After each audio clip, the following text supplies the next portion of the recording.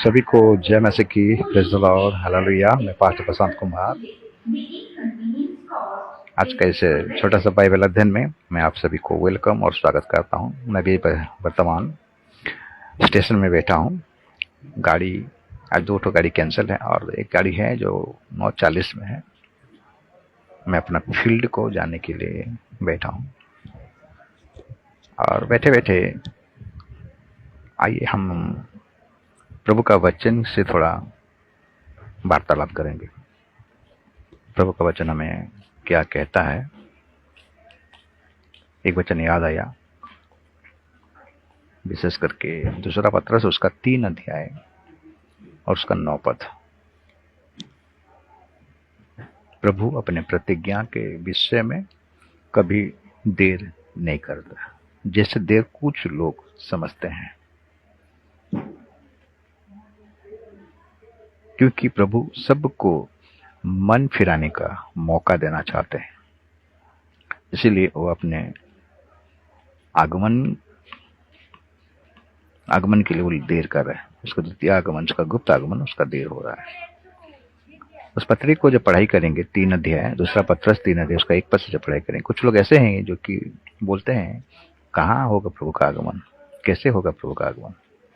अरे अभी तो हमें और भी एंजॉय करना है, अभी हमें और तरक्की करना है, जमीन खरीदना है, ऐशो आराम करना है। आज कुछ विश्वासी लोगों का ऐसा मन में सोच आ गया है, विचार आ गया है, वो अपने आप को तैयार ही नहीं कर रहे हैं, संसार में डूबे हुए हैं। बीच में आप 2-3 हफ्ता का घटना हुआ केरल का, वायनाड जिला में जो घटना हुआ, उस घटना के बारे में कभी आप सोचे हो? कितना डेवलप जिला था वो, डिस्ट्रिक्ट था, बहुत धनवान लोग रहते थे, करोड़पति रहते थे, करोड़ का घर बनाए थे, सब कुछ ठीक था। एक रात में कैसा मौत आया उनको पता भी नहीं चला। कभी कभी क्या होता है, ऐसे कुछ प्रचार सुनकर, ऐसे वचन को सुनकर, कुछ ऐसे लोग हैं, ऐसे विश्वासी हैं जिनको हेट लगता है, उनको चिढ़ लग जाता है, सुनना ही नहीं चाहते हैं। ये कैसा प्रचार कर रहा है बोलकर। मेरे प्रियो, प्रचार होता है, वचन होता है। अगर आप उसको अपने दिल में ले लोगे और उसको सुनकर आपका जीवन में चिड़चिड़ापन आएगा, ये आपका दोष है। प्रभु अपनी प्रतिज्ञा के विषय में कभी देर नहीं करता है। कोरोना हमको सिखा कर गया है, फ्यूचर और नहीं है। अपने बाल बच्चों को प्रभु का वचन में चलने के लिए सिखाइए, वचन में चलने के लिए सिखाइए। जल प्रलय जब आया तो नूह का ऊपर परमेश्वर का अनुग्रह का दृष्टि गिरा। दुनिया पाप में भ्रष्ट हो गया था। 8 प्राणी को बचाने के लिए। क्यों नूह को बचाया? क्योंकि नूह धर्मी था, परमेश्वर को भय करता था, परमेश्वर की इच्छा के अनुसार चलता था, बुराई से अलग रहता था। इसलिए परमेश्वर ने नूह को बचाने के लिए जहाज बनाने के लिए बोला, जहाज यानी कलीसिया को बनाने के लिए बोला। और नूह और जहाज को बनाने के लिए 120 साल लगा। नूह ने परमेश्वर से ये नहीं बोला मेरे को तो जहाज बनाना नहीं आता है, मैं किस प्रकार जहाज बनाऊंगा। नूह एक्सपर्ट नहीं था, लेकिन परमेश्वर की आज्ञा को वो पालन किया। वो बनाता गया, परमेश्वर उसको डायरेक्शन देता गया, आत्मा उसको बोलते गया, और नूह ने वो जहाज को, उसका परिवार मिलकर जहाज को बनाया। आज का डेट में ऐसे विश्वासी सब बोलते हैं कि हम विश्वास में कैसे चलेंगे, हमको चलना नहीं आता है। मेरे प्रियो, प्रभु के पास आइए, उसके वचन को सुनिए। वचन क्या कहता है, तब चलिए, तब आपको पता चलेगा आपको कैसे चलना है, मार्ग क्या है। इसलिए प्रतिज्ञा के विषय में, प्रभु अपना प्रतिज्ञा के विषय में देर नहीं करते। 10 कुमारी के बारे में लिखा गया है मत्ती 25 अध्याय में, अगर ध्यान करेंगे। 5 निर्बुद्धि और 5 ज्ञानवान थे। वो लोग वेट किए थे दूल्हा का, तो दूल्हा का आने का थोड़ा लेट हुआ तो उसका 10 सो गए, वो सो गए। तो दूल्हा का आने का लेट का मतलब क्या है? इसलिए मेरे प्रियो कि जो निर्बुद्धि थे ना, वो लोग तैयार नहीं थे। प्रभु उनको और मौका दे रहा ताकि वो लोग तैयार हो जाए।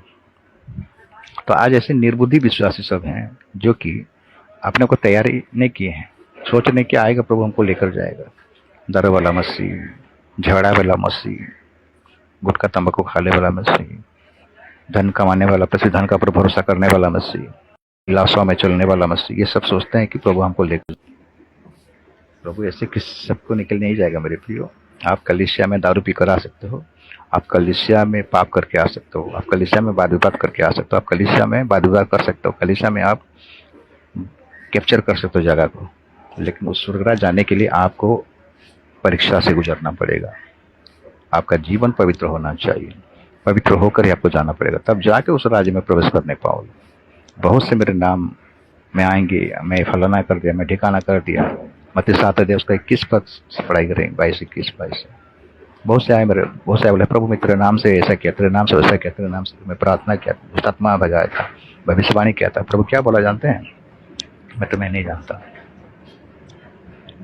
ये अंतिम समय में मेरे प्रियो हमारा और फ्यूचर नहीं है। अभी युद्ध का माहौल चल रहा है। अभी इसराइल को तोड़ा दी, इसराइल वॉच, इसराइल जो है वो संकेत है। अभी इसराइल के ऊपर पूरा देश का नजर है। अब जो मुस्लिम कंट्री है अभी इसराइल को अटैक करने वाले हैं। अभी जो बच्चे लोग पढ़ाई कर रहे हैं, डॉक्टरी पढ़ाई, इंजीनियरिंग पढ़ाई, विशेष करके डॉक्टरी पढ़ाई के लिए कहाँ जाते हैं? बाहर में जाते हैं ना। जब युद्ध का माहौल आ जाएगा ना, वो पढ़ाई बेकार हो जाएगा। नौकरी, देखिए नौकरी चला जा रहा है, नौकरी मिलने वाला नहीं, और 2-3 साल के बाद नौकरी मिलेगा ही नहीं। आप जितना पढ़ाते रहिए। रिलायंस कंपनी कम से कम 45,000 एम्प्लॉय को निकाल दिया, क्योंकि अभी एआई टेक्नोलॉजी आया है और एआई टेक्नोलॉजी के द्वारा मशीनरी काम सब करेगा, मनुष्य का कोई दरकार नहीं। तो सिचुएशन देखिए कहाँ से कहाँ जा रहा है दुनिया। अभी प्रभु का आगमन निकट है मेरे प्रियो। जो चीन सब साइन है जो घट रहा है, प्राकृतिक विपर्य, प्रकृति का घटना घट रहा है, भूमि धंस रहा है, पहाड़ धंस रहा है, पानी बरस रहा है, जगह जगह भूकंप हो रहा है और लड़ाई का चर्चा हो रहा है। क्या है सब? ये प्रभु का आगमन है। तो नूह को जब चेतावनी मिल रहा कि तुम एक जहाज बनाना, मैं तुम्हारा परिवार को बचाना चाहता हूँ। उत्पत्ति 7 अध्याय को अगर पढ़ाई करेंगे तो जल प्रलय आने से पहले 7 दिन नूह का परिवार को और जीव जंतुओं को, पक्षियों को क्या किया? जहाज के अंदर में डाल दिया। और 7 दिन का बाद जल प्रलय होने वाला है। तो 7 दिन वो परिवार वहां पर क्या कर रहे थे, आज उसकी थोड़ा सा ध्यान करेंगे। 7 क्वालिटी उनके जीवन में देखेंगे। तो आज वो क्वालिटी कलीसिया के जीवन में दिखना चाहिए, आज वो दिखाई नहीं देता है। पहला क्वालिटी, उनको परमेश्वर का वचन को विश्वास किया। नूह को जो वचन मिला था, पूरा परिवार वो वचन पर विश्वास किए। दूसरा क्वालिटी, उनके जीवन में एकता था, एक मन थे लोग। तीसरा क्वालिटी, प्रार्थना, धन्यवाद और आनंद के साथ वो लोग करते थे। प्रार्थना और धन्यवाद आनंद के साथ करते थे। चौथा क्वालिटी, उनका विश्वास था कि परमेश्वर जल प्रलय करेगा। पांचवा क्वालिटी, वो लोग